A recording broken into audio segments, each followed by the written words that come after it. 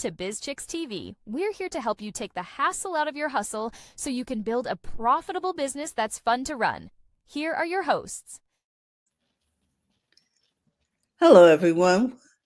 Welcome to Tech Week Weekly, and I am here with my co-host, Miss Francine Gregory. Dr. Tachi is in the house. Hello, Dr. Tachi, all the way from Florida. And we got Florida in the house, California in the house, and we're looking forward to New York. So with that, we want to invite you all to sit back, relax. We're going to be talking tech today in easy to understand ways so that you can take the hassle out of your hustle. So, Fran, what do you have for us today? Well, we're going to talk about a little bit of tech history this week. Mm-hmm. All right. Let's start at the top. September 29th, 1983, Microsoft Word 1.0 is released.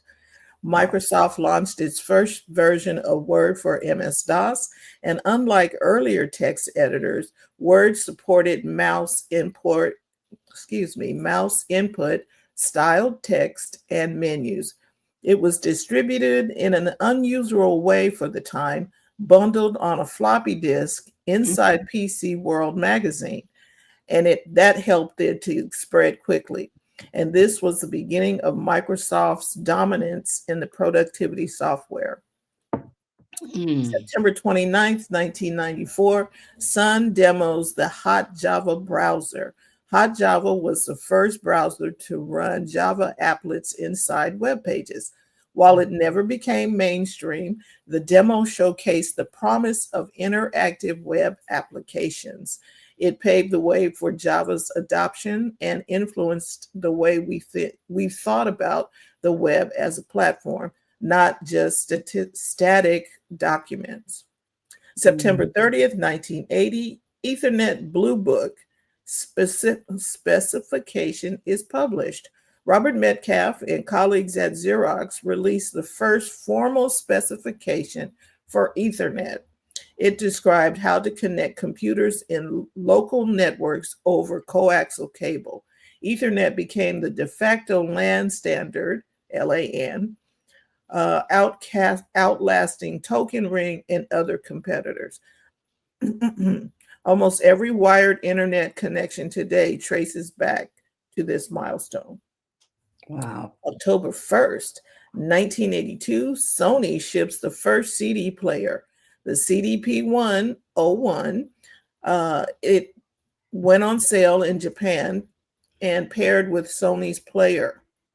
This began the shift from analog to digital audio, later impacting data storage as CDs evolved into CD-ROMs and DVDs. The event marked the beginning of the digital media revolution. Man, 82. October 3rd, 1950, the U.S. patent was granted for the transistor. John Bardeen, Walter Brattain, and William Shockley received the patent for their invention. The transistor replaced bulky vacuum tubes, and that allowed electronics to shrink and become more reliable. Every computer, phone, and smart device today is built on this invention. So let's look at some tech that's making history this week. Amazon Fall Hardware Event, the Alexa Plus ecosystem. Amazon shifted strategy from gadgets to an AI-driven sensor-aware ecosystem. New Echo devices, Echo Dot, or the Echo Dot Max, Echo Studio, Echo Show 8 and 11, powered by custom AZ3 silicon. Alexa Plus rollout, smarter, more proactive assistant with on-device processing to reduce latency and cloud dependence. Okay. Kindle Scribe Color, first color ink, the first color e-ink Kindle with pen input and AI search. Kindle Scribe Color. So the book is now, so I'm assuming this is in color now. Fire TV and Ring upgrades.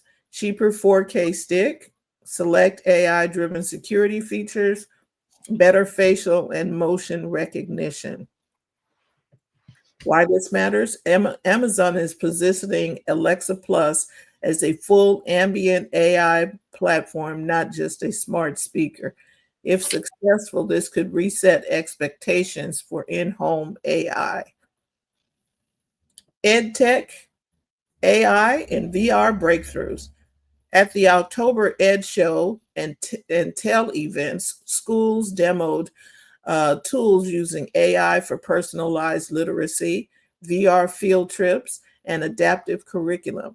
Why this matters. Education is often slow to adopt tech, but AI, VR, and AR tools could transform learning globally, especially in under resourced classrooms. Media Technology Media Technology Summit 2025. Broadcast engineers preview new interoperability.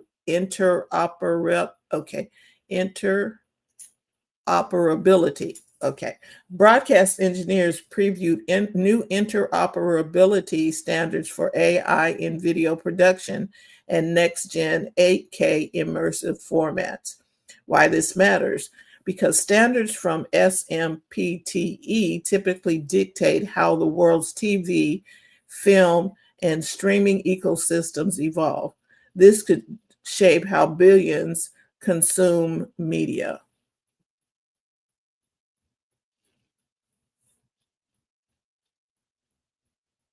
And that's your week in tech making history. Well, tech history and tech making history. Ba-dum-bum. Ta-da. Very good. Thank you, Fred. When we first come on, I don't know if I even introduced myself, but I'm Terralina, but you can call me Terry because it's a lot easier to pronounce. So we're going to get on with tech news today. And last week we talked about, let me change the view here. Last week, I think we talked about the fact that things are changing in the world of medicine. For some reason, I've gotten on this kick about, tech and medicine.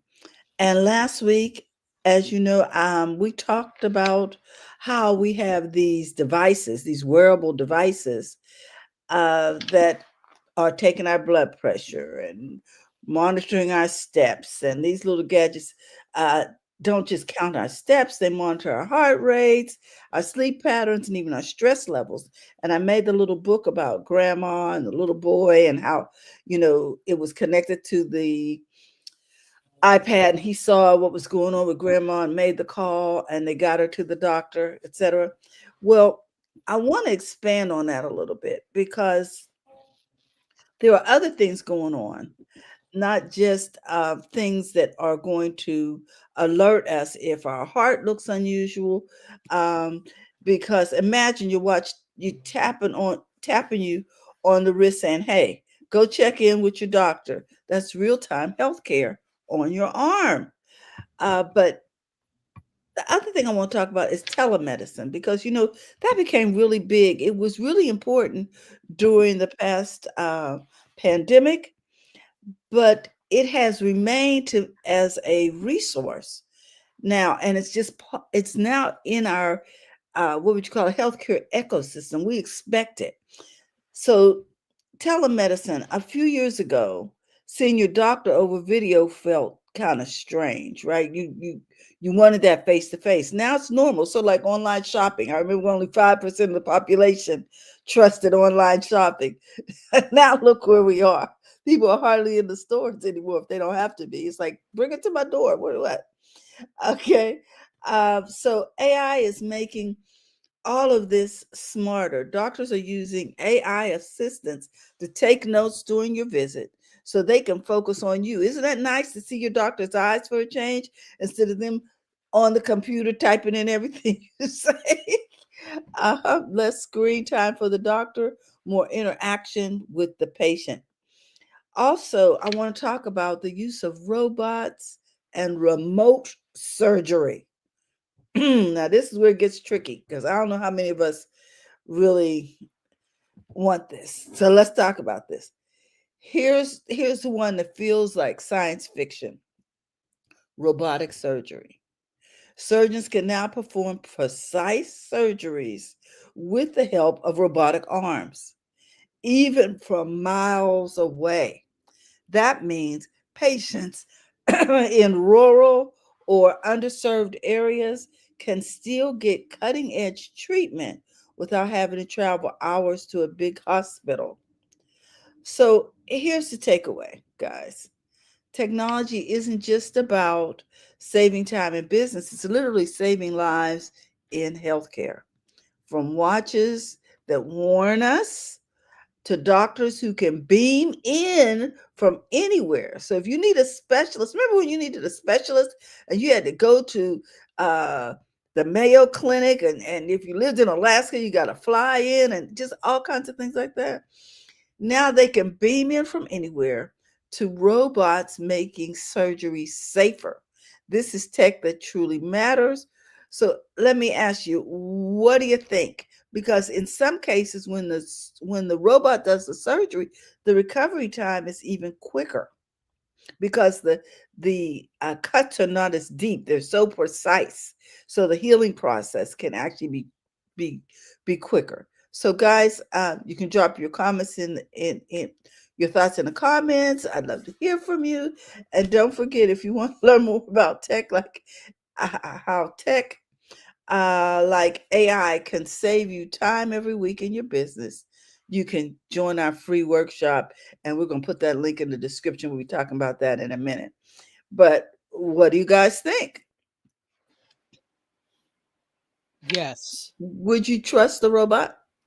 Um, so we're talking about doing this remotely.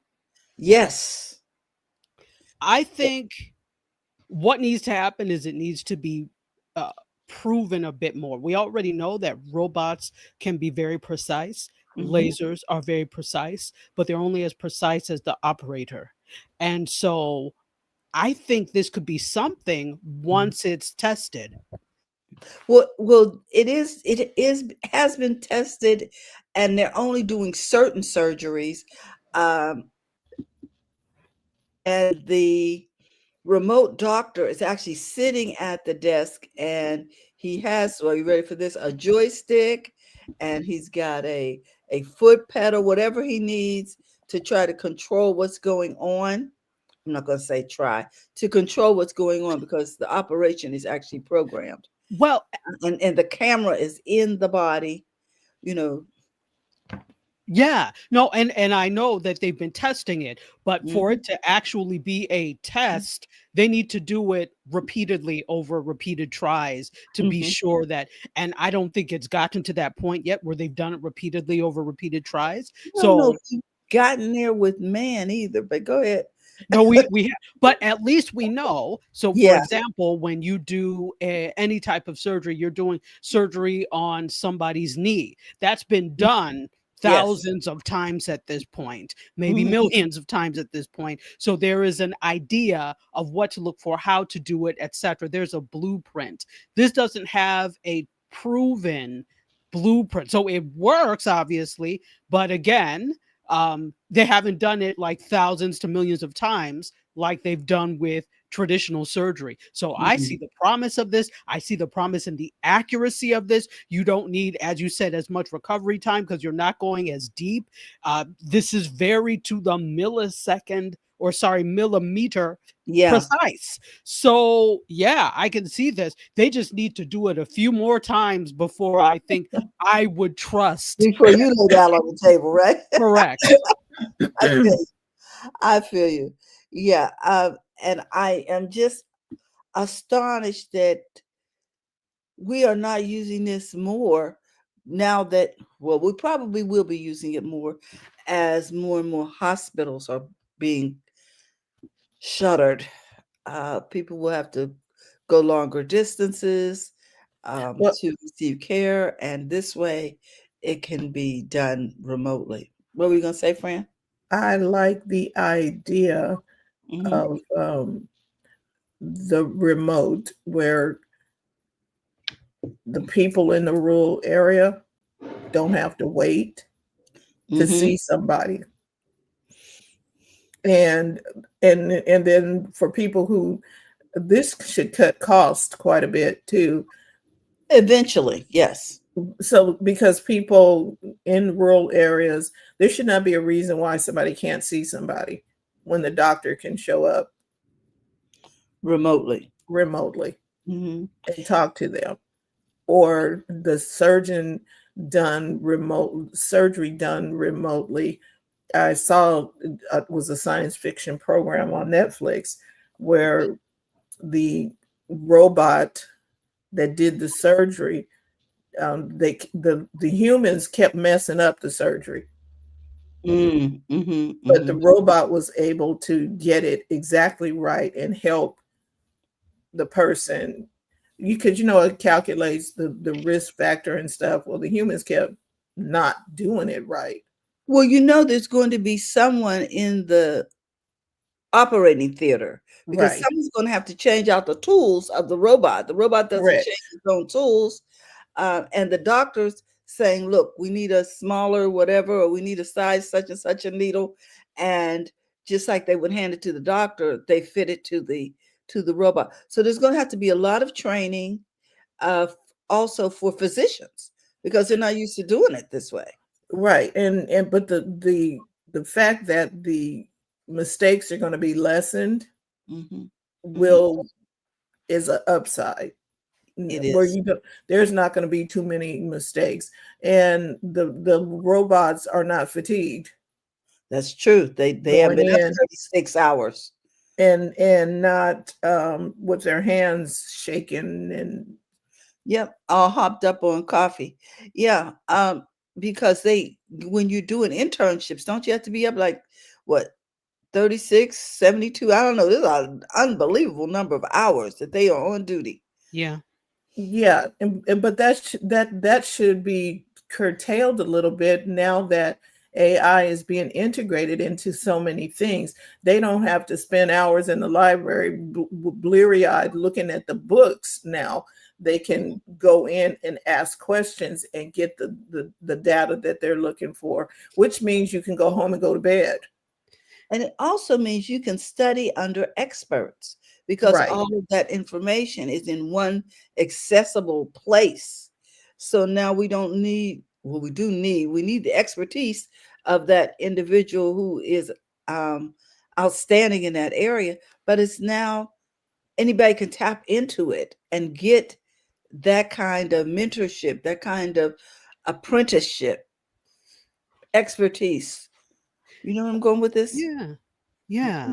Yeah. And there are two other things. Mhm. So this can also, even though if I know enterprise like I know enterprise, this is something that has a propensity to lower the cost of surgeries if they're doing things the right way, right? I already know Yes. people, but really, if you just are putting the um the technology in place once and then you're able to use that over and over and over again, you get your cost per use very quickly with that. And this also means if it's lower cost, this also means it's good for emerging markets as well to be able to do this because it cuts down on the Yes. surgeries and they sorry, the cost of surgeries, and they'll have access to the same tools that they do in very large markets, which is great. So I think that's fabulous.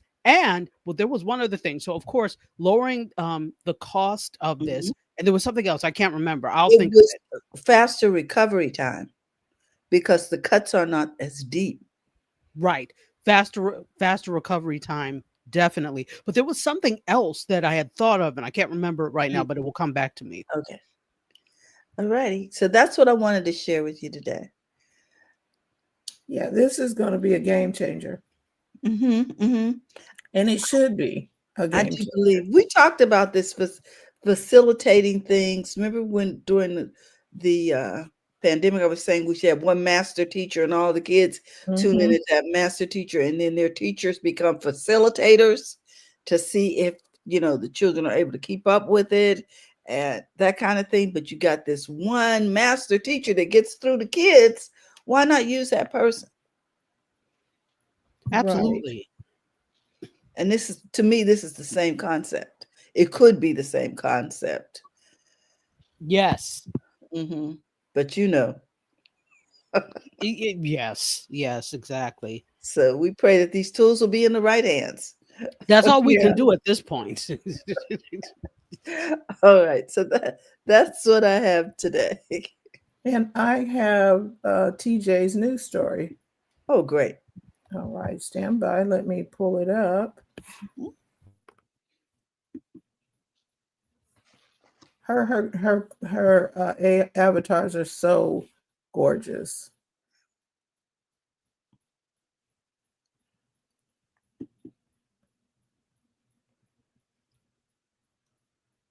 It won't let me share two screens. Okay, so be it.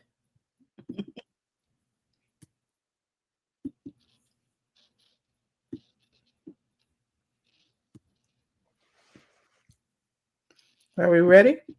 Yes. There we go.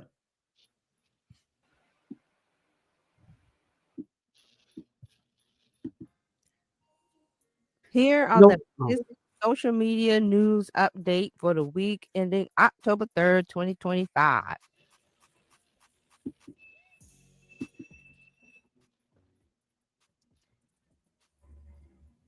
Threads adds a new communities feature. Instagram Threads is officially launching a new feature that could redefine how its app is used. Communities.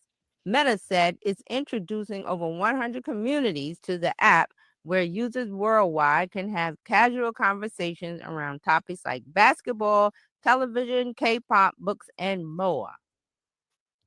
The idea is to give users dedicated spaces within the app where they can dive deeper into conversations on topics that matter to them. The communities users have joined will display on their Threads profile, and each community has its own custom like emoji available to members who engage with the discussions. Meta is responsible for creating the communities on its app. It doesn't allow users to make their own. Plus, non-members can join in community discussions. Threads community posts can appear to anyone on the social network, including within the For You and following feeds. However, only those who have joined a Threads community can access its special privileges, which today include access to a custom like emoji for engaging with posts. Meta says it's initially testing communities across the most active interests it sees on Threads, but will launch more in the future. OpenAI has launched the Sora app.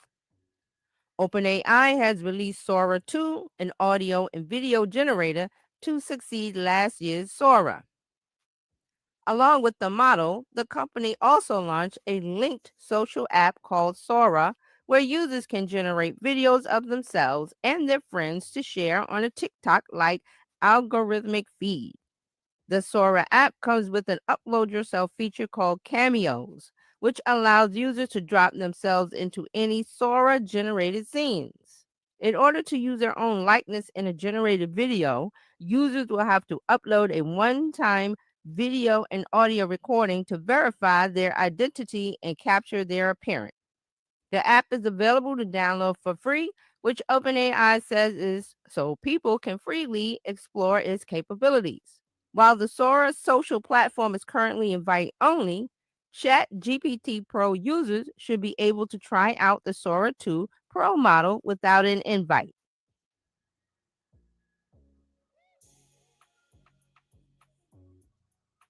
And that is your social media news and updates for this week. Okay, that was pretty interesting. Interesting indeed. I saw that about Sora too. I Mhm. thought that was interesting. I saw a couple of YouTube videos talking about it. Like, okay. So I want to figure out what that on. I'm looking at the threads. I tried to go in there and see if I had that. I Well, think that's going to be interesting. The threads, Mm-hmm. having a community, kind of like what was it, Google Plus, Mm-hmm. Yeah. where there's a topic, and so I'm following tech, right? So, and you have this is going to be way better than Twitter, Twitter's Well, done. they certainly have enough users. Yeah. right? So, did they say when they were launching this again? I'll try to keep up It's with that. already launched, but they only have 100 communities that they have established, and you can't establish your own yet. Correct, but I'm still wanting to know, where are the communities? How do I find that Well, on if this they're by app? invitation, Yeah, it's invitation only right now. Boo. I know, which you know how they acted about Clubhouse. People like when it's exclusive. Exactly. Okay. That's the allure. If you think Mhm. about it, for a lot of these things, it's the exclusivity. And then you get in and it sometimes meets your expectations, but sometimes it's like, this is what I was in line for. Exactly. Exactly. So, So, Dr. Tachi, you get the floor. Okay. Well, welcome to This Week in Media. Lots of things going on, including I was going to talk a little bit about the Sora, but let's start here. mhm. Do you recognize this song? Butterfly in the sky, I can go twice as high. Do you remember Yeah, that? Reading Rainbow? Okay. Reading Rainbow. Well, Reading Reading Rainbow. Rainbow is back, my friends. I love it. It is a classic PBS show. For those of you who don't know, it is getting a reboot 20 years after the final episode. So it's going to be a digital series through Sony's Kidzuko platform. And creator Michael Threets is going to be the host. Now, if you don't know Michael Threets, you Mhm. may know, you probably have seen him on social media. He's Michael the librarian, Oh, okay. and he always does these TikToks and these reels. Well, he's not working in a library right now anymore, but he was a librarian. Was it Seattle? I can't remember, but someplace in it was either in California or in Washington State. So he talks all about library kids and how much fun it is to have your library card and the different. And he worked at a really cool library where you could also borrow musical instruments and things. So he was just on fire for libraries, and he's obviously a librarian. He studied library science and so popular on social media. Oh, Well, he's the perfect choice, in my opinion, for this because he knows so much about books. So this is a nice bright spot because it's really been a very difficult year for public media, as you know.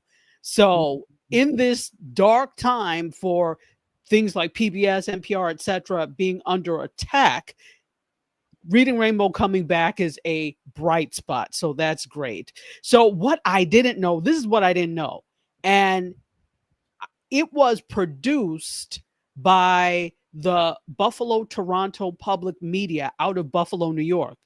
I was wondering when I was little why everybody I knew was doing the book things at the end. I was like, hey, how did they get on there? Now, it wasn't all kids out of Buffalo, but I noticed quite a few. And I had no clue that it was being produced there. So, well, at least some of the local scenes anyway. So, as I said, it's going to be a digital series. It debuts tomorrow on Kidzuko, and Kidzuko is a kids-focused YouTube channel that's operated, excuse me, by Sony Pictures Television. So you're going to be able, if you go to Kidzuko on YouTube, you'll be able to okay. see it. So I'm excited about this. So new episodes are going to be every subsequent Saturday through October 25th, and joined by companion vertical videos, according to the BTMP, Buffalo Toronto Public Media. So I'm excited. Let me know what you think about this. I love it. I always did like reading Rainbow, and the idea that it's coming back, that's I'm on board. Look, I liked it. I liked all of the kids programs when I was growing up. Electric Company, Mhm. Reading Rainbow, all of them. Because it's something light. It's not dark TV. This is hope, and it's learning, and so necessary right now. Absolutely. And like Reading Rainbow was part of my childhood, and I absolutely loved Reading Rainbow. It it was just that's how I found out about a lot of books, right? Even though Mhm. I was a book nerd, I was always in the library. I think I told you all, like I could already read when I got to kindergarten. So reading was already something I was doing. So by the time I got to like third grade, I was reading like the Laura Ingalls Wilder books. You know how those are like Mhm. 500 pages. So I was doing that because I needed every weekend I would go to the library and get through a stack of 7 of like 150-page books. Mhm. So that meant I need to go up. So I did my reading journey was really fueled in part by reading Rainbow. So I'm really happy. And Michael Threets, like I said, is the perfect host. If you get a chance, go look him up on um Instagram and Mhm. TikTok. His Michael is spelled Mychal. Okay. So yeah, yeah. Good for you. All right, so let's go on to the next one. Let's see. Let's talk a little bit about late night. Now we already know what's happened and what is happening with late Mhm. night, Jimmy Kimmel and all of that. I have to add this. So Jimmy Kimmel, of course, Jimmy Kimmel Live. It's called. They've been really good about posting what's happening on YouTube. I think this was really the aha moment for them where they knew they really needed to utilize YouTube and its talents because at any point anybody can be snatched from the air. And so I think they realized this and what they've been doing is posting the monologues every night from there. So there was one of the and also some of the performances. So they're in Brooklyn right now. They Mhm. usually are out of a studio, I think in Rockefeller Center, but they are in at the is it the Brooklyn Academy of Music where they are? I think. So they're in a theater in the Brooklyn Academy of Music, which actually allows for so many more people to come and see. I mean, the theater is packed every night. So Mhm. last night, was it last night or 2 nights ago? The performance artist was Public Enemy. And if you know anything about Public Enemy's music, it's Mhm. very fight the power. In fact, that was the song that they would fight the power. It was excellent and hilarious at the same time. Jimmy Kimmel is like, "Oh, not only am I coming back, but I'm going to bring Public Enemy on as a guest." So it was interesting because it was a metaphor for taking back power and showing them what we're going to do because they're not going to mess with Jimmy Kimmel again, right? This is now the bottom line for Disney and Bob Iger. The and I think I told you all about. Did I tell you last week about the lawsuits or the No, I think I did. the Not the loss. lawsuit, but the I don't know what happened with it either because there was a teachers union and another union that when you have a 401k, your money can also be tied up in investments and their money was in Disney. Oh, are you talking about PERS? Because that's federal N- employees, state employees, and no, and no. okay, Th- because STIRS, there's PERS. These are investment 401k types of things that are connected to different industries and fields. Industries, right. Well, they didn't say specifically who or what. Mhm. I just know through their the 401k, their retirement plans, where they had several different ones. One of the investments was Disney.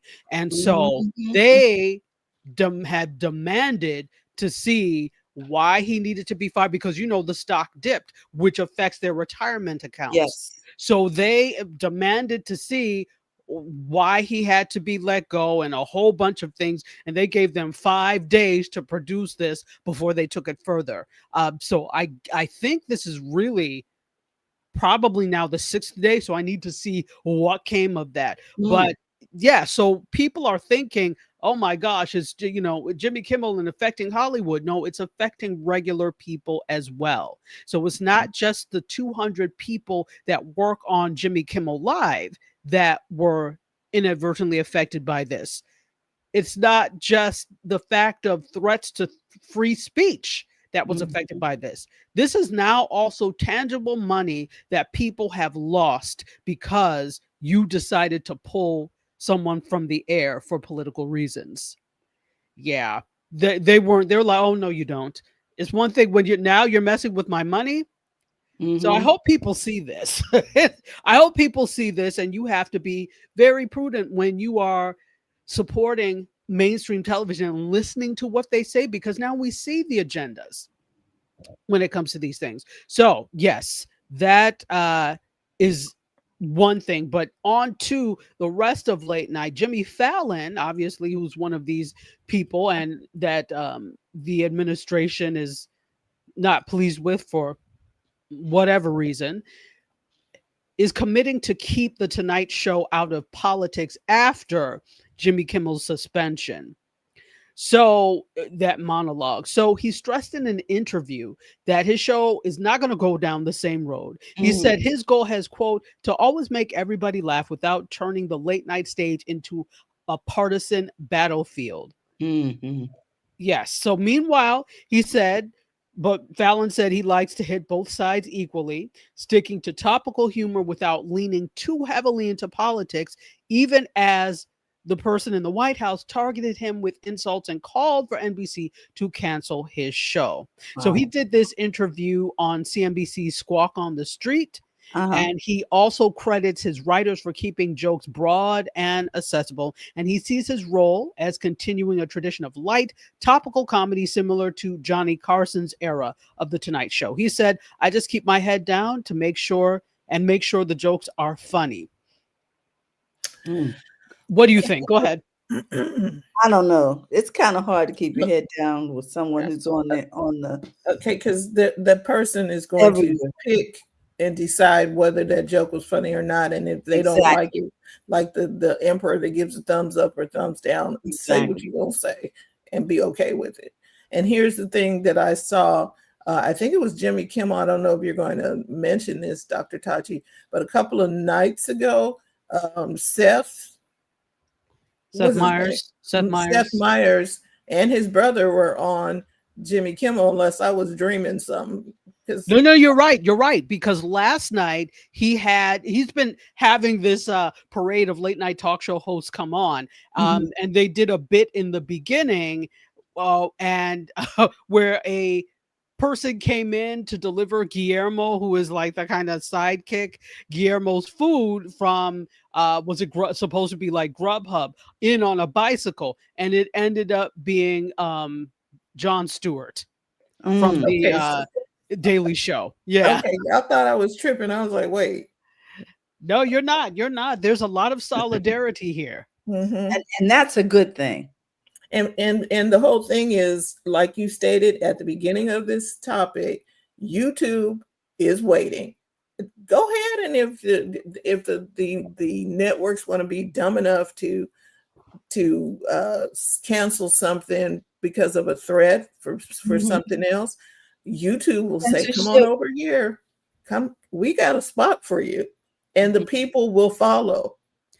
Listen, I saw the other day, and I saw this, but it didn't hit me until yesterday. Remember the show on ABC called The Chew with Carla? I can't remember her last name, but Yes, the yes, chef, Yes. the the chef. chef. Went to Howard University, by the way. She What you HU. call him? Is she what you call him? His daughter or something? Somebody's daughter. I I don't don't know know. whose daughter she Hey, is. go ahead.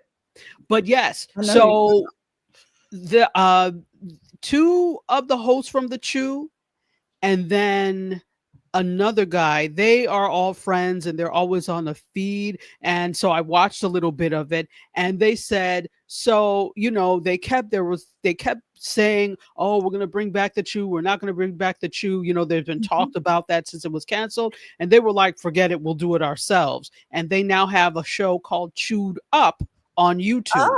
Okay.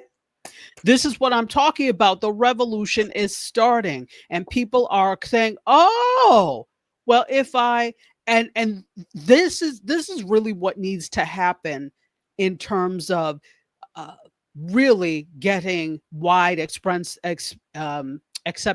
I don't care about mainstream acceptance, but wider acceptance, because then it can actually be a reality that you can make money doing this. It's not going to be the excuse me, the contracts, the multi-million dollar contract from a studio that gives you this. Now, those things will still exist, but it's going to be farther and few between. Give me a second. I need some water. Sorry. Okay. Yeah, but I think this is going to be a game changer. If everybody has YouTube in their back pocket that are shows on a network, just be ready, because if they pull the plug, you're take your package and put it on YouTube. It is very easy to set up, and you already got people who are following you and watching you. And the Mhm. advertisers will come over there too.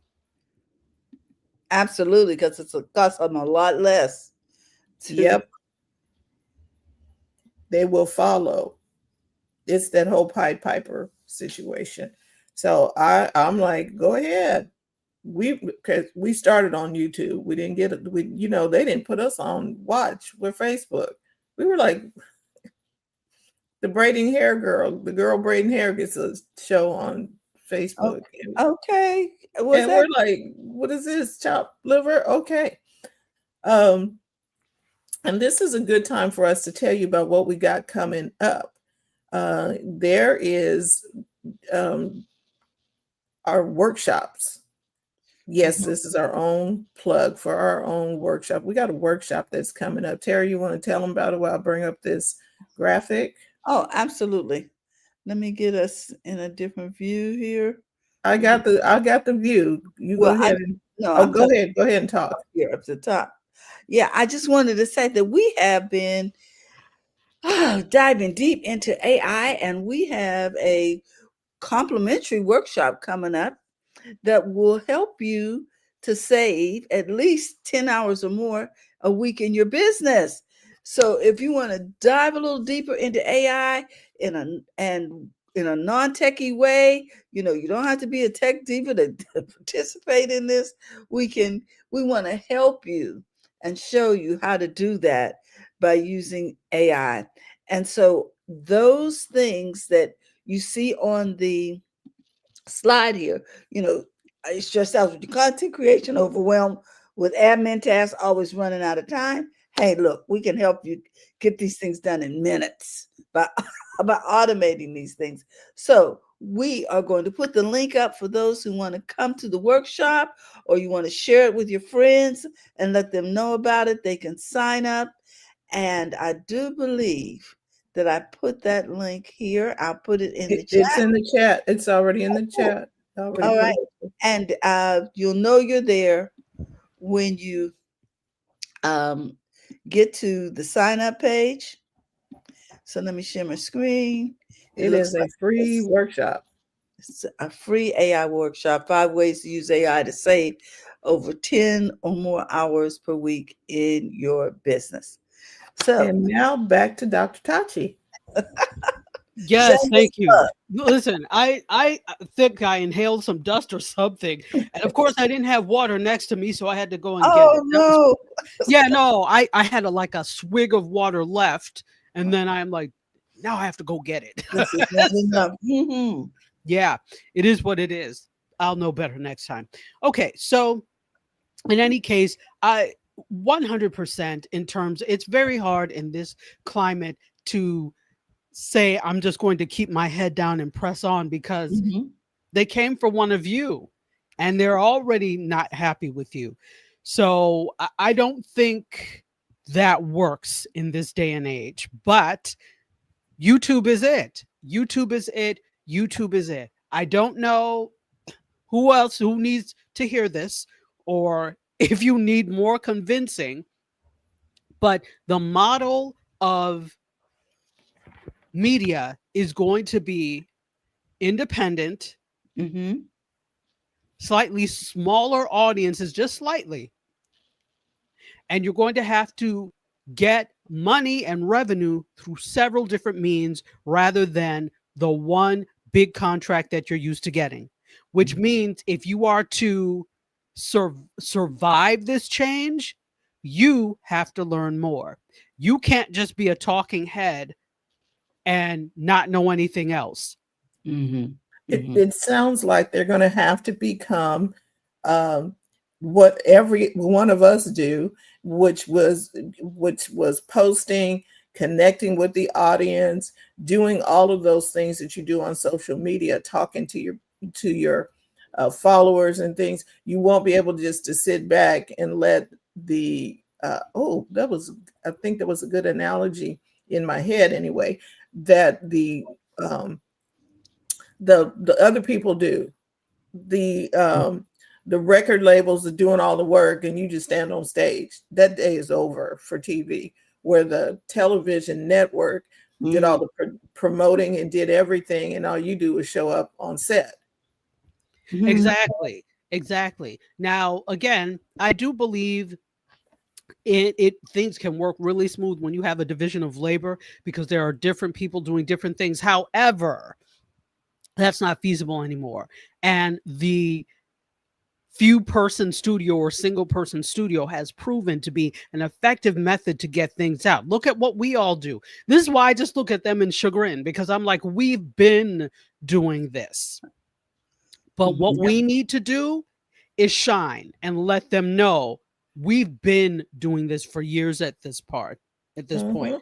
We paved Shall the we? way for you to be able to, you paved the way for us to do these things, right? But now we're paving the way for you to be able to go direct to audience because you all don't know how to do that. And we'll help you right here on BizChicks. We can show you how to do that. Absolutely. E- exactly. Exactly. There are so many of us who do that, who can show you how to do it. The Biz Chicks, and so many other people. Take your Mhm. pick. Yep, Media Scope. Look, Mhm. we have Soup a media. professor of media that can teach you how to do this. This is Dr. what I've been trained to do, and you all out there haven't. So why not leave it to the experts to help you craft your content properly? That Correct. that's what I'll say. People who actually know, okay? And this Mhm. doesn't mean you can't learn and don't know, but you don't know, right? And we see when you get up and try to do things yourself that it doesn't bode well for you. So let us help you, huh? So that's what's happening with our shameless plugs. At Jimmy Fallon, but that's okay. Listen, people are shameless all the day, all the time. What is the saying from the Bible? You have not because you If ask you not. ask not, that's Right, right. Well, we're asking so that we can have. right. And you should, this is what marketing is all about. You tell somebody what you do, right? That's, Exactly. Yes, yes. And that's why it's shameless, because we know what we're doing. exactly. Exactly. Have you no shame? Nope. Mm-mm. So, speaking of studios and becoming your own studio, let's talk a little bit about what's happening in film. So, the person that's occupying the White House is contemplating imposing 100% tariffs on films made outside of the US. So, he shared Monday that he's planning to impose this tariff and he posted it on his own Truth Social and basic basically saying that this is a way to quote stop foreign countries from stealing American filmmaking, and this is sparking a heated debate across entertainment and beyond. Right, so this is leaving a lot of things unresolved. Would that apply to streaming platforms that host international titles? Because that would be Amazon, that would be Netflix, that would be a lot of the larger streaming platforms. I'm thinking, namely Amazon and Netflix, because they have international content. So does that apply to them?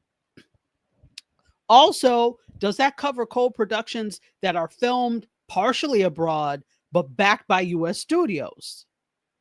So there are some legal experts that are pointing to the Berman Amendment, and what that does is restrict the government from blocking imports of cultural materials like films, and it's raising doubts about the enforceability of this. So is this just another thing to tie up courts? Possibly, right?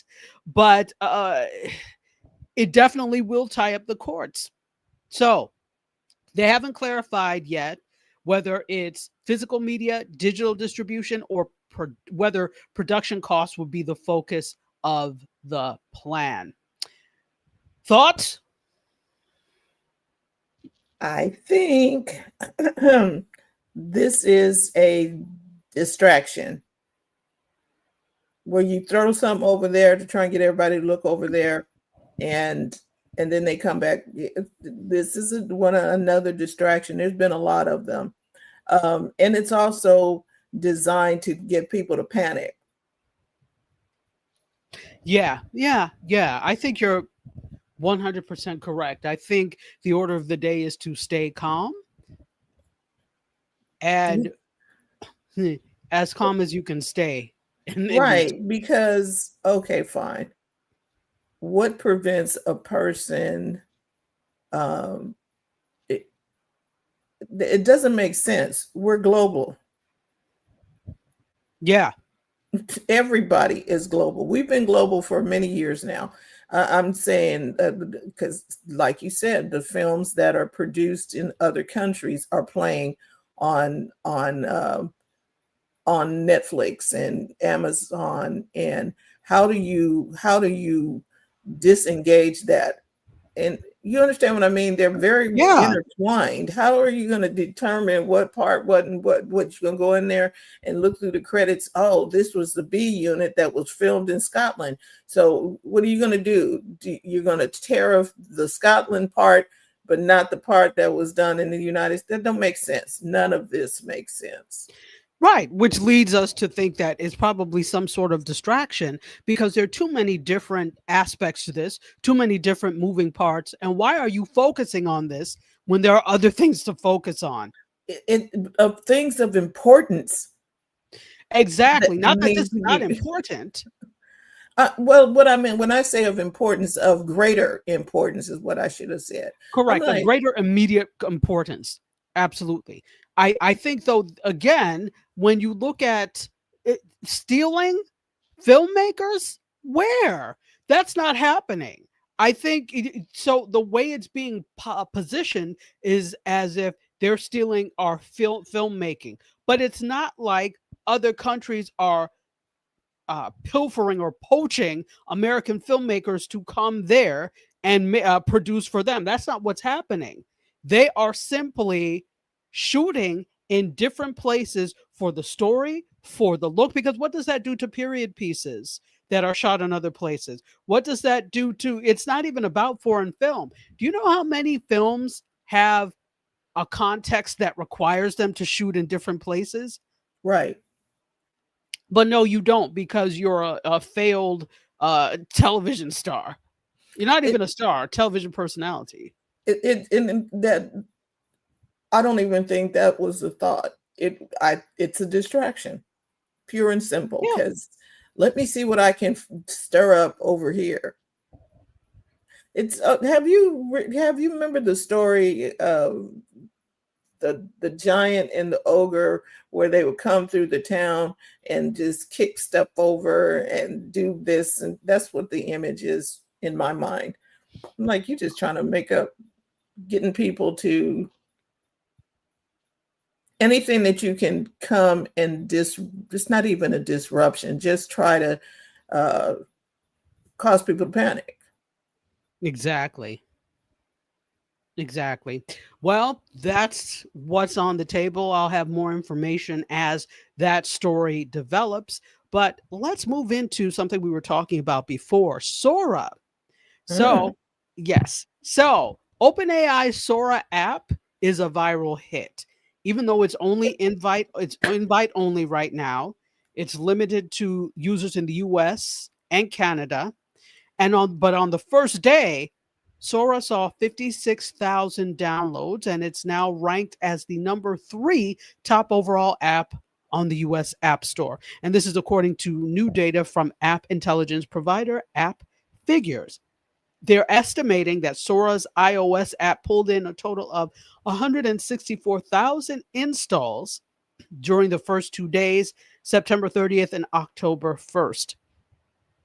So this day one figure puts Sora's debut ahead of the performance of other major AI app launches like Anthropic's Claude and Microsoft's Copilot, and it puts it on par with X's Grok launch. So meanwhile, ChatGPT and Google Gemini apps have somewhat stronger launches, with each reaching at least 80,000 downloads on day one. But I think this is the thing, because it's still invite only. So it's not the fairest comparison in the world, right? So that's probably why. If it was open, they probably would have more downloads. right. And here's the thing, and you need to be very careful that you don't get a knockoff because there's a Yes. lot of them. There's so many. As soon as an app becomes popular, you get all these kind of close to type things. Make sure that you are downloading the correct app. Yeah, because it says Sora by OpenAI is what you're looking for, and it's by OpenAI. Do not get fooled into Sora 2. Sora 2, blah, blah, blah, blah, blah. I was like, you are a knockoff. Exactly. And what needs to happen is the App Store, the Google Play Store needs to be more diligent and make sure that these things are not allowed to exist. Right, because I was like, wait a minute, because I went in here. I'm in here now looking at the app, and I'm like, oh, wait a minute, that ain't. And I had to look for OpenAI in order to know that I was in the right neighborhood. Yes, exactly. Because if you just say Sora app, all sorts of things will come up. So, yes, it's very popular. And you know what I don't know? Is it both Android and iOS, or is it just iOS right now? I think it's just iOS right now, That's what and I thought. and I'm trying to see what is going on because it asked me if you have an invite code, enter it. Okay. I guess you know who might have an invite code, all them people who are on a higher plan for ChatGPT. I had to log in with my ChatGPT, and it says we'll notify you when access is open. Ah, okay. It's invite, but I'm waiting on I'm in line. Hopefully this ain't gonna be. Wow. But it Wow. promises to be this is something that's going to rival TikTok. I'm tell us again what this Sora thing does. So it does a lot of different things. It is a video app, and yes, it's going to have like TikTok style features to it. So it will allow people to do things like drop themselves into videos, etc. So it has a more social feel than Mm, like Sora right now. It's not a social app at all, with the exception of you can view other projects okay, there, so right? And so Sora we know is a video creation tool. Now correct. they are uh, infusing social aspects into it, and Yes. this is going to be a game changer for Instagram. Because if I can create a reel over here on Sora, my videos are going to be better. I've tried using Instagram's editing. I was like, okay, this is complicated. It's clunky, at least for me. Yeah. Yeah, the what is it? Edits. I haven't used it yet simply because I don't have the need for it. Um but you find it to be clunky. Yeah, it's not as intuitive as I would like it to be. Well, for that matter, Facebook and Instagram are not as intuitive for anything. Um, you have to pay attention when you're walking into the jungle. Like what is Yes. this? Stuff Yes. is everywhere. And so I particularly prefer something easy. Like I had this app called Mojo, and I can go in there and create a video and do all this stuff and then just upload it to YouTube or Instagram or TikTok. But it allowed me to create some video shorts and it was easier. Mm. Um, and yeah, the whole create. Hopefully Sora will be an experience where you can just kind of do a one-stop shop, create what you need to do, and post it wherever you need to post it. Okay. I don't Wow. know. I'll let y'all know if I haven't been officially invited to the party.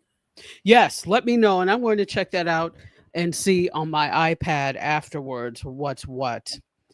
So, more about this or more about Sora 2.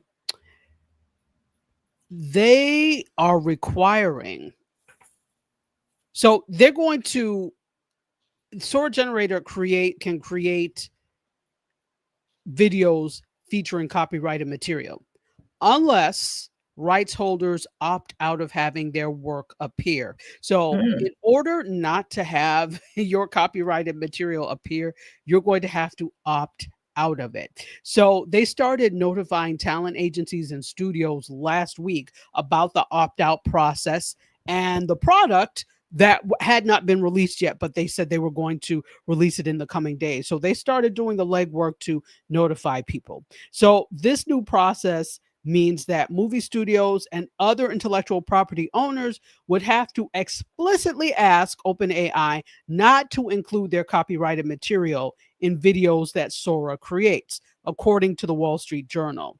So, copyrighted characters will require an opt out, and this new product will not generate images of recognizable public figures without their permission.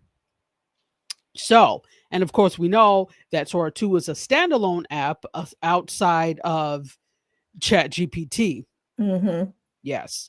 So you could create, now I don't know, we didn't really get into it, but you'll be able to create videos that are up to 10 seconds long Oh, using wow. Sora. Yeah, because right now you get 5 unless you have the ridiculous plan, right? But right now, there's also no option to upload photos or videos from a user's camera roll or other apps. It's going to be interesting. It will be. It will be. So we're So standing in line again. we're standing in line again. I think again the intrigue of having something exclusive is people want that. But this will definitely start to revolutionize filmmaking, Mm-hmm. content creation. I think it's wonderful. I think that we could end up with what is the term now? AI slop. So we could also end up with. Yeah, there's going to be a lot of that because there's already a lot of like the things that I saw on some of the other apps, Midjourney and all of those things. I'm not into creating fantastical creatures and mythical creatures and stuff. I'm like, how do I use this for business? Right, right, right. And the interesting thing is, so undergrad, I did communication, but I also like communication theory, but I was also a practitioner and I did independent video and filmmaking. Had AI been out when I was an undergrad, this would have been their dream.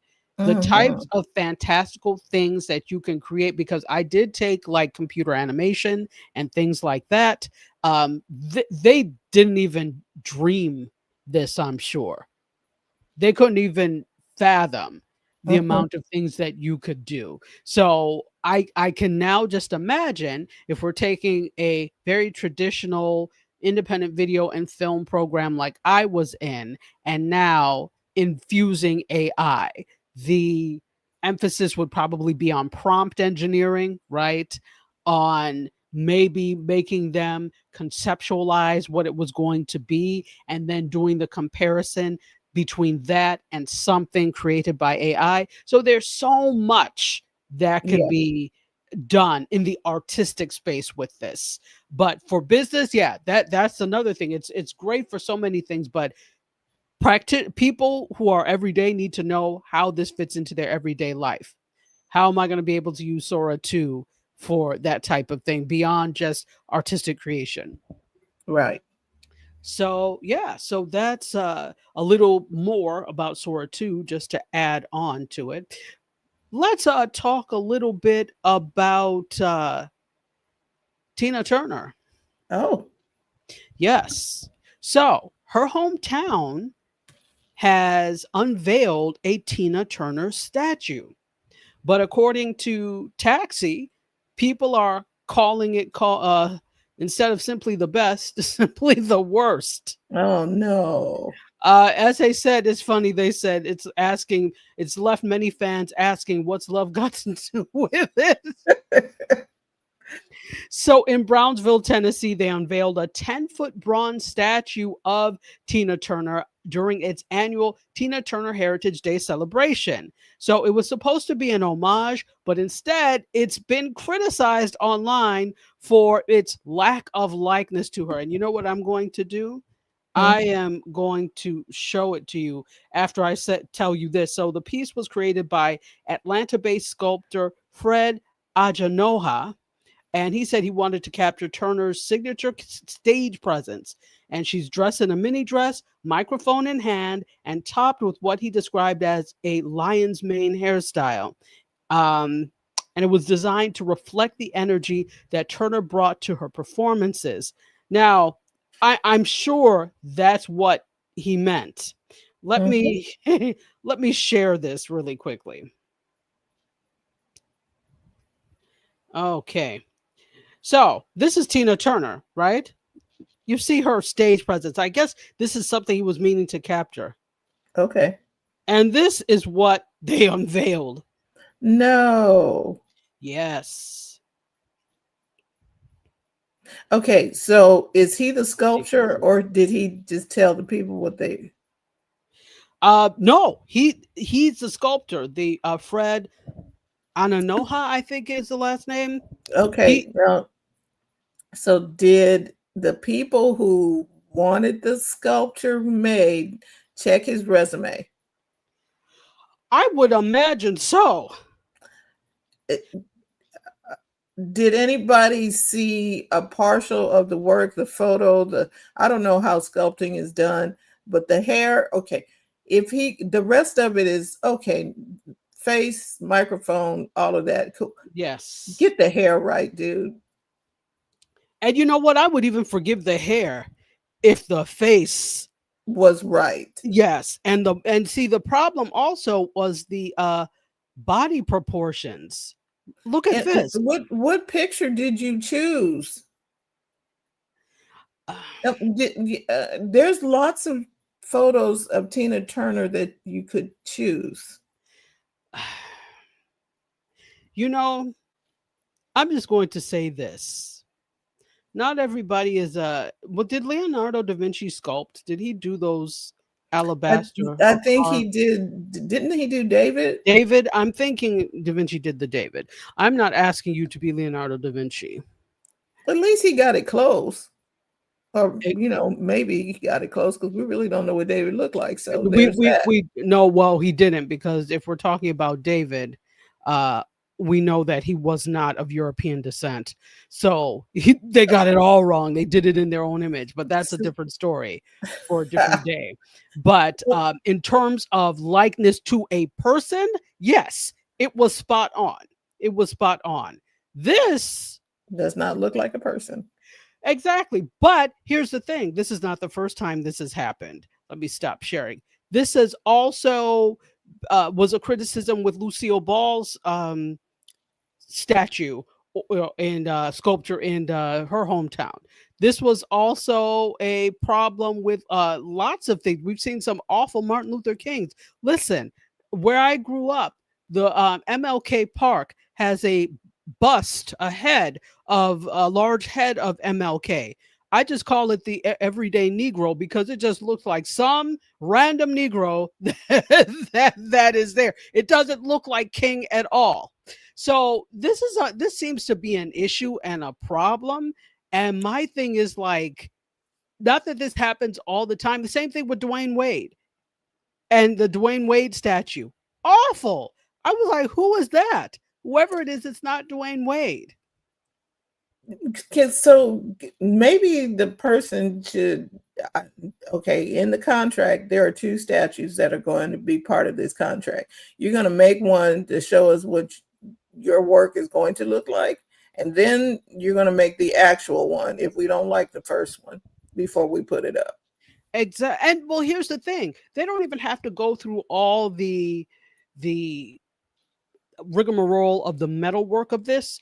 If you just do a mock-up in like plaster so that we can see what it's going to look like, and then you are allowed to continue on. Correct. Because somebody didn't check their work. Even when they're sculpting a car with the clay or whatever that is that they're using.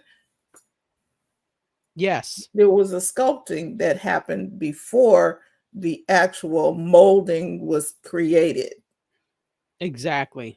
Okay, yeah, somebody didn't check. So I'm laying blame on 2 fronts.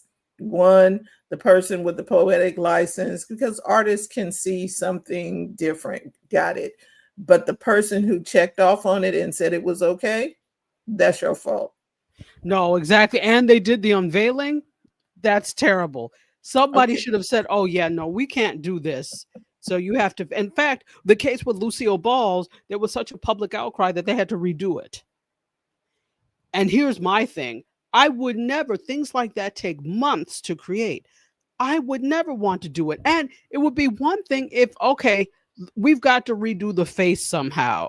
Let's do that. But the whole thing, the proportions are completely off. She looks like she could be a character on what's the name of that cartoon where they Bob's Burgers. Yeah, that exactly. So I would tell them, whoever, if I was a city and I paid for that, number one, it would have never made it to the park or wherever. And you're going to need to redo this. Exactly. And I'm like, you mean to tell me they made a whole Statue of Liberty that's several feet high that looks like a person? Looks like a person. Or at least an actual reasonable facsimile of a person. But the best you could do was this Bob's Burgers replication. Wait.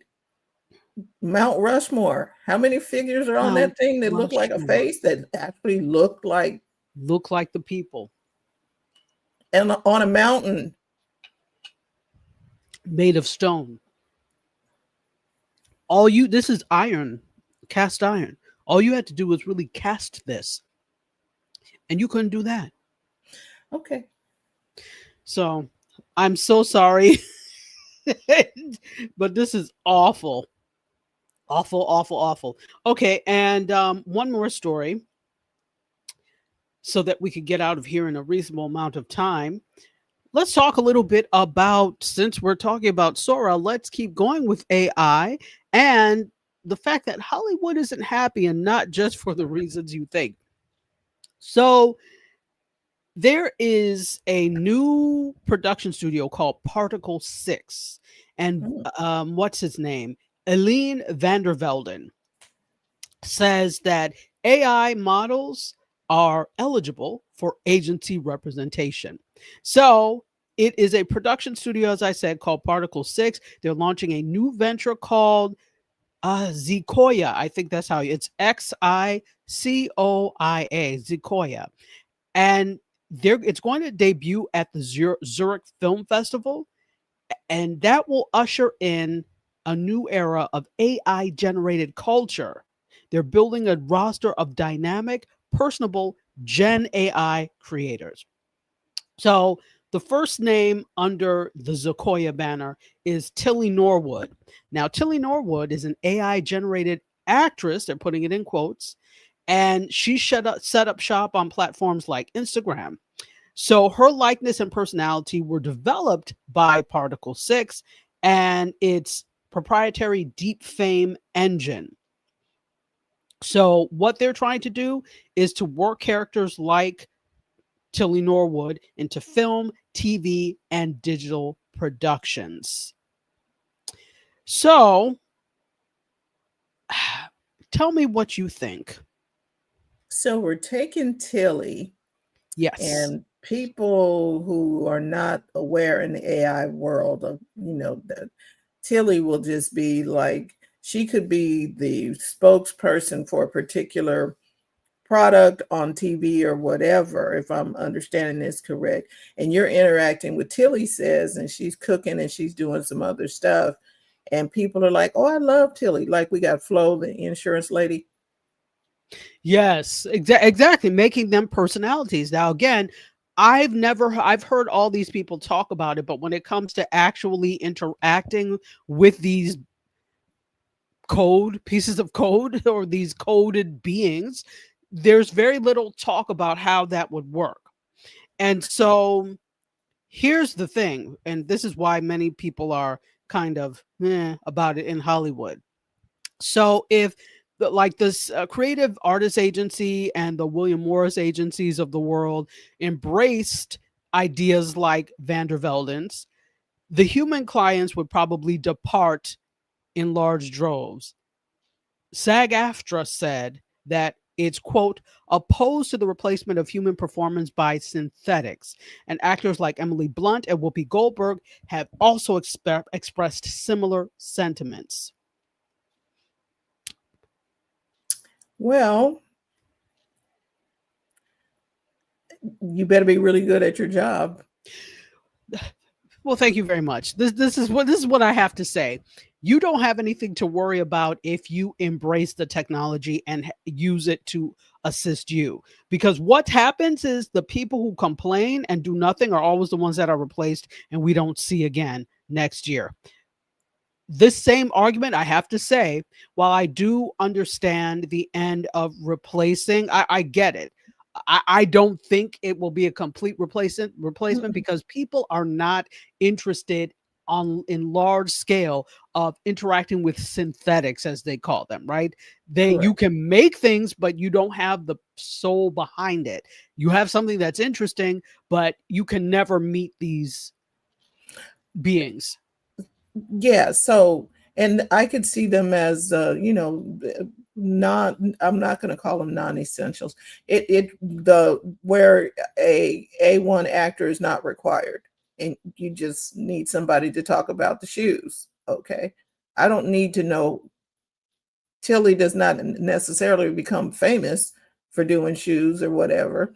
If Denzel, you can clone Denzel if you want to, but we'll know whether it's Denzel. Exactly. So Denzel is the main character, and Bob the bot could be the person that's saying, "Hey, sir, can you get this paper signed?" Do you understand? The main character is still going to be the main character. And if they filled the other one with less essential personnel, is that a way of saying that? Yeah, that makes sense. Okay, because now you better be good at your job. Just saying. if Yeah. you need a role that is not, I just need somebody to bring this paper in and get it signed. Right, like background actors, something that's not, yeah. By and large, I think people still want to see humans as Yeah, the but face would of. we know it wasn't a human? Probably not. No. We may not. They haven't gotten there where it's perfect though. No. There's still lots of glitches. So, but no, we may not. Not for these the background actors, right? Smaller roles, non-speaking roles. Hmm. That's probably, oh, because here's the thing: we could levy the same argument at Titanic. All those people on the, waving goodbye to the Titanic, those were all CGI, computer generated. Because if you Okay, had to so hire the amount of background actors that it took, that would just be a lot of money. So they just did it using CGI. right, and because they didn't have the people sitting in the cold water and doing that, because old Hollywood days, everybody would have been sitting in that water. The whole thing would have been, yeah. So yeah, it's kind of Jurassic Park basically, but Yeah, exactly. So I think that there is something to be said about this, but let's look at how, and I keep pointing to Spielberg because he was so vehemently against this.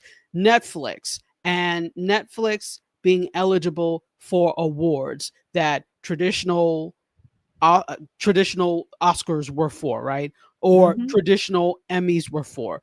They're all up in arms about it now. Who's winning all the awards, right? Who's getting Netflix? They're like, we don't care about what you think. So the thing is, whether you like it or not, when new things come about, they're going to change. You feel threatened now, and I'm not saying there's no threat, but you feel threatened because you don't know what to do and you don't know if you can compete. So make yourself competitive. And you shouldn't only be acting anyway. That's the What? quickest way not to have anything else to do if you don't have a job. Yeah, so that part. And I'm telling you, the AI is taking my job. No, it's coming for your to-do list. And that means the person that is the set director, the person that's the photography director of photography, you're the one that knows how to tell the AI what that set's supposed to look like. I Yes. couldn't do it because I don't have that skill set. I can't go in there and say I need a horse riding down the middle of the street with dust and this cacti is doing this and all. That is not my jam. See? But the person in that industry, your job just got easier. Yes. You have to take what was up in your brain and articulate it. Now somebody can take your thoughts and your creation, or something can take your thoughts and creation and bring it to the fruition, bring it to where we can see it front and center. Before, it was pulling hair and no, that's not what I meant. Okay, Exactly. you now have a way of getting it out to the world. There you go. And that's what I have for you today. Well, thank you so much, Dr. Tachi. Appreciate you bringing the insights and stories and things, and sometimes the foolishness of people, as in statues that don't look like the people. Oh, boy. Guys, get it right. Um, this is our show for you this week. We want to say thank you for tuning in. We are looking forward to being here next week, starting on Monday with some coffee talks. And we got some things coming up, and we want you to become a part of the BizChicks community. We have a brand new website. I'm going over here to push a button. We We like have a the brand website. new, yes, we have a brand new website at bizchicks.net. And I'm looking for the little, oh, there it is. We have, this is so funny. All these little buttons I'm remembering how to push. So we want you to check it out. We've got some courses that we're putting together in the BizChicks community. We have coaches that are available to help you. This is BizChicks, why we started it. And our program is on. Yay! Yay! You can watch live from bizchicks.net or catch a replay. We have courses. Our AI for business, the one that Terry was talking about, you can click right there and it'll take you to it. We got an AI boot camp that we put together. We suggest you do the first one first, the AI for business, and then we'll talk about the boot camp. We got some digital coaches that can help you with your marketing, social media, even writing a book. We got more coaches that'll be coming in to help with that. We have some community resources, a business growth workbook, and an AI tools guide. Those are both free from the community. And we'll have some success stories from our community. If you are looking to get some help, you can go to the BizChicks community and sign up. It's $27 a month right now. It will go up to $47 in the beginning of the year. But we have this other free tool that if you'd like to go from idea to getting stuff done in 5 minutes, we have a tool that is free. So you can get that free tool. And I'm going to put the link in the chat, copy the link. Well, no, when you sign up for the BizChicks, I think you can do that. Let me put that over there anyway. You get you can go to this link, and where part of the party am I on? Here, lots of buttons. And you can go there and you'll see a place where you can download that free tool. It's a tool that we put together to help you do business a little faster and a little better, getting one thing done a day at a time. Supposing if you just got one major thing done every day for 90 days, where would your business be? It would be in a great place. Mm-hmm. And so we have that. We got frequently asked questions, ways for you to get in touch with us. We even have a voice chat for AI. You can talk to Vicky. Is that Vicky? Liz. Her name is Liz. Liz Biz. Liz. And Liz can answer some questions for you. Liz can't do everything that the BizChicks can do, but she can point you in the right direction. So our website is up. Still got a couple of things that we are tweaking, but for the most part, go to bizchicks.net, where you can find tools and tips and strategies to help you take the hassle out of your hustle so that you can build a profitable business that's fun to run. And with that, we will see you next week. Thank you so much for tuning in. Bye. Bye-bye. Thank you for tuning in today. We trust you've learned something to help you build a more profitable business and take the hassle out of your hustle. See you next time.